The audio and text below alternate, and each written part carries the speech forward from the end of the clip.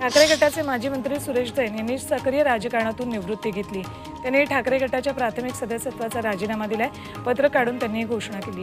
तसेच यापुढे जिल्हा विकासासाठी मार्गदर्शकाच्या भूमिकेत काम करणार असल्याचे ते म्हणाले। जालन्यात स्वाभिमानी शेतकरी संघटनेने महाविकास आघाडीच्या कल्याण काळे यांना सशर्त पाठिंबा जाहीर केला।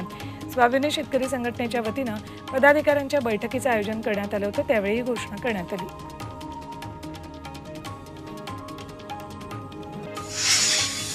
पालघर लोकसभेसाठी वसईच्या जीजी महाविद्यालयात मतदानाची जोरदार तयारी सुरू झाली। शासकीय यंत्रणा या मतदानाच्या जय्यत तयारीला लागल्यात। आज दिवसभर ईव्हीएमचं सिलिंगचं काम सुरू राहणार आहे, तर दिव्यांग आणि वयोवृद्धांसाठी घरी जाऊन मतदानाची विशेष सोय केली आहे।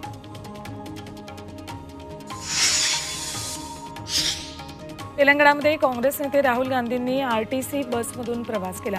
मुख्यमंत्री अमृत नोनी गॅस्ट्रिन, अपचन, ऍसिडिटी, गॅस्ट्रबल ह्यापैकी तुम्हाला कुठलाही गॅस्ट्रिक प्रॉब्लेम झाला, उपाय एकच, अमृत नोनी गॅस्ट्रिन। रेवंत रेड्डींसह जथारा सभा घेतल्यानंतर दोघांनीही मतदारसंघात बसनं फेरफटका मारला।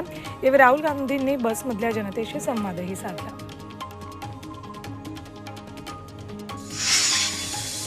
अंधश्रद्धा निर्मूलन समितीचे अध्यक्ष डॉक्टर नरेंद्र दाभोलकर यांच्या हत्येच्या खटल्याचा निकाल आज लागणार आहे। 20 ऑगस्ट 2013 रोजी मॉर्निंग वॉकला गेले असताना पुण्यातल्या विठ्ठलरामजी शिंदे पुलावर गोळ्या घालून त्यांची हत्या करण्यात आली होती।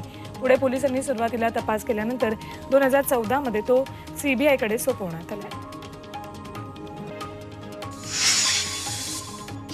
सुप्रीम कोर्ट आज केजरीवालांच्या अंतरिम जामीन अर्जावर निर्णय देणार आहे, मात्र त्यापूर्वीच ईडीकडून आज सुप्रीम कोर्टात प्रतिज्ञापत्र दाखल करण्यात आले।